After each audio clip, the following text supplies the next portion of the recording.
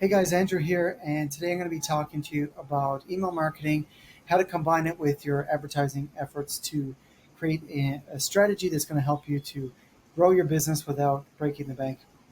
So, my business is a publishing business. I also, of course, work in advertising, but I have kind of a passion project that's a publishing company that's called Black Panel Press. And for this business and publishing in general, the margins are really quite low. So let's take a quick look at them. All right, so this is a ROI calculator I created. I call it the publishing ROI calculator, but actually I guess it could really be used for any type of product.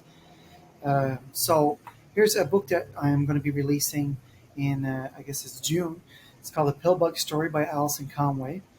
We're very excited about this one, and so we're going to be printing between 500 and 1,000 copies in our initial print run. But for this example, we'll just use 500. And because obviously, if we increase the inventory, our initial inventory, then that will bring down the unit cost. Of course, that would be ideal, but we only have so much capital to invest in new projects. So uh, let's consider it with 500 copies. And let's estimate, based on other similar titles that we've published, that we're going to sell about 50 of these per month. And we have our price of $25. The unit cost is $3.50. Seems like a great margin here, but just wait. Some other calculations here to take into account the APR that I'm paying on the debt that I use. We don't always use debt to acquire an inventory, but sometimes. All right, so these are the different. I'm just going to use the one channel here, which is the distributor. This is where most of the volume of the books is sold. So we have our wholesaler takes a 60% discount, so pretty huge. Platform fees like credit card fees. In case of Amazon, we have fees if we sell on Amazon. In this case, we don't have any. Royalties paid to the authors as a percentage of the cover price is 5%. As a percentage of the actual revenue is 12%. Roughly 12, and so we don't have to pay shipping because that's all taken care of by our wholesaler, so it's good. Printing, so that's just the unit cost divided by the price, and so 14%. Okay, that leaves us with a margin of just 21%. In the world of e-commerce, this is not a very strong margin. A lot of times we're dealing with gross margin of 50% plus, like as high as sometimes 80%, depending on the product and the industry. So this is very tight, and it doesn't allow us, we haven't really accounted for our advertising here, so it doesn't allow us much room at all for advertising. In fact, I'd probably budget about 10% or so.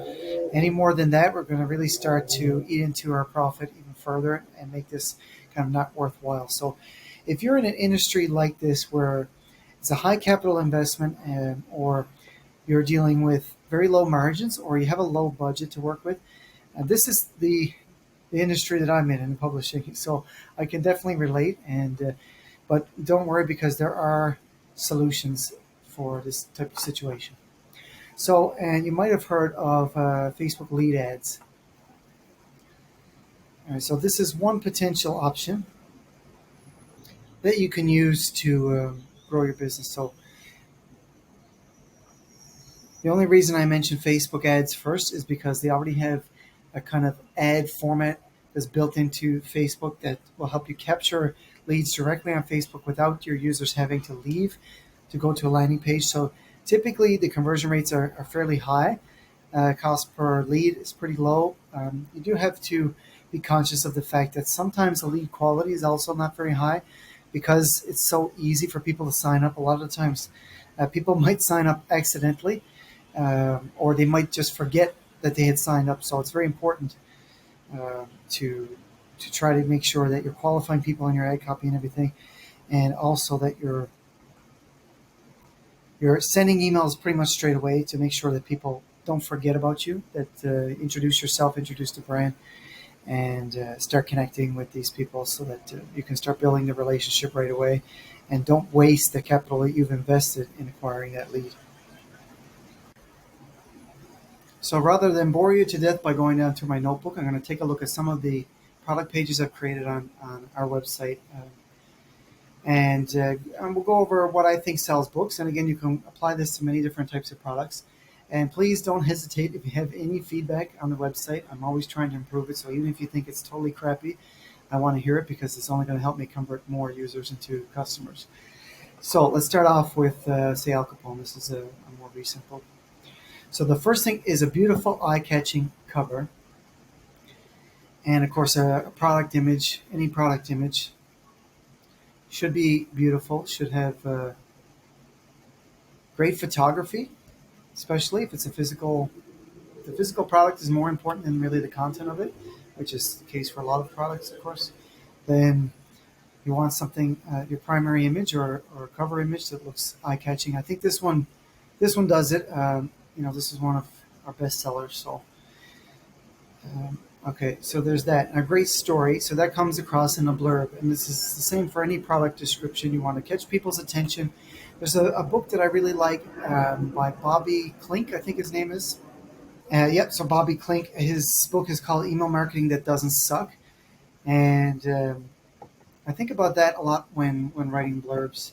This book, and basically his formula is to start off with a hook, something that's going to capture people's attention and make them curious. So usually just a sentence or so, and then a bit of a story. So we want to get people down through what are the elements of a story. Again, use this for any type of product, but something that tells us about the conflict, the characters, the setting, right? So get us invested a little bit. What's going to happen? What are the challenges that our characters are going to face? And then the call to action, which in this case is buy this book. Okay, so there's that. So I think any piece of writing, and Alex Hermosi says something similar to that. It's and I think it's kind of inspired by this famous advertiser called Joseph Sugarman.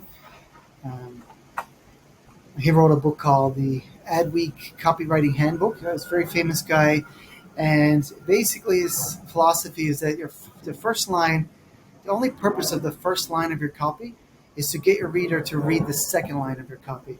And if you continue in that way, by the time you're finished, then they'll have almost no choice but to purchase your product or service. So definitely recommend reading some of those books. Okay, so moving on. Next, the types of things that, in terms of media, in terms of books, movies, something that's either current or classic works best. So something that's very trendy, it's a topic of conversation, it's a topic of a lot of thought at the moment. Um, so search headlines, see what's happening in the news, and try to relate your product or service. Again, it goes beyond books and movies because if you can write content that links your product or service, even if it's not entertainment whatsoever, to current trends and news, then that's something that people are going to respond to and people are going to gravitate towards. Then it's the physical product. So especially when it comes to books, people love to see the physical product and the quality of it. So in this case, we just took some photos of the book. Actually, they could be lit a little bit better, so it's something that we may work on. But in this way, people can get an idea of how the physical product looks because it's going to be something that's going to sit on their shelves. It's going to be kind of a collector item. And it goes, again, it's something that goes towards any product because if you have a product that is beautiful, functional as well, and you can put it in the hands of your readers and online, come as close to that as possible. If you can show what the physical product is going to look like when it arrives in the mail, then that's something that's going to resonate with the potential buyer. They want to connect with the company or, in this case, the author. So they want to know, like, who are you? What's your personality? Are you similar to me? Are you inspiring? So anything you can do, especially small brands, you can really lean into the founder story many times. In this case, with books, we have our author profile. So we're telling people about our authors and our artists. And many times then we also have a link to bring them to the author page process. So they want to know how the sausage is made. So when it comes to books, people want to see a little bit about the design illustration process. So we have some videos which are going to be part of the email sequence that I'm going to show off in a little bit. And then most importantly, I think out of anything is reviews. And reviews from a trusted source. So this is one of the things that I think made a big difference on my publishing website was adding Amazon reviews, because before we had reviews from people who had bought the book from our website, which is very few at the before. Most of the sales would happen on Amazon or in a retail outlet. So we might have only a handful of reviews. Even still, this book only has 11 reviews. This came out in September and currently in January. So this will increase over time, of course. But people trust a source like Amazon. So if I have my website reviews here, it could be the exact same 4.7, 11 reviews, they will trust it a lot less than Amazon. And that goes for whatever your product is. Sometimes Amazon reviews might be the most appropriate, but other times Google reviews or Trustpilot, etc., might work best for you. If you're a tour operator, you probably want to do TripAdvisor, for example. Amazon started as a book company, and today I think they have 52% of the book sales in the United States. So it brings a lot of trust because of their review process. So if you click there, then you can come down and you can read all the reviews, and you could click and be taken off to Amazon as well. Okay, so and then finally, this is another harkening back to Alex Hormozi, but also Robert Cialdini's book Influence, David Ogilvy, Joe Sugarman again. All of the great advertisers will tell you that urgency and scarcity is really important. And so we don't want to create false scarcity, though. So like you can see here, I'm not trying to fool anyone. We do have 74 in stock. That's not going to create any urgency. That's not a low stock level, especially for a small business. So there's no false urgency here. That's very important to me. But sometimes I will create some urgency by offering a bundle deal, special offer, maybe like a limited edition. Sometimes I do metal bookmarks with these books. So I might throw that in for free, bundle that in with the book. But in that case, yeah, if I'm going to offer you a really special offer like that, I am going to put a countdown timer or put a limited quantity or something like this. So that's another thing.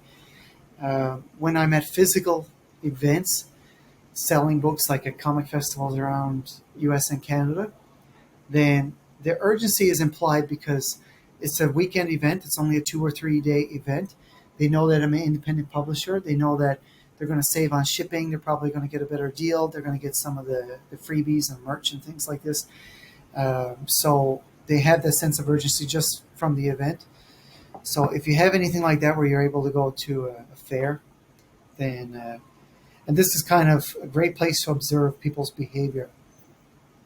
When people come by your booth or your table and they look at your products and then they're interacting with them, you see what they gravitate towards most and what makes them. And sometimes you can see it in the customer's eyes the moment they decide to make the purchase.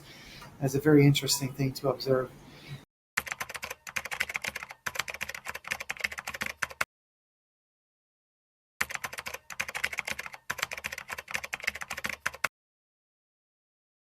Hi, everyone. We're here to record our first ever video here for Solutions 8 to talk to you about Google Ads. We're going to be talking about ad copy specifically. My name is Carmen, and I am one of the client managers here. Hi, my name is Ash, and I'm one of the copywriters. All right, so like I said earlier, we are going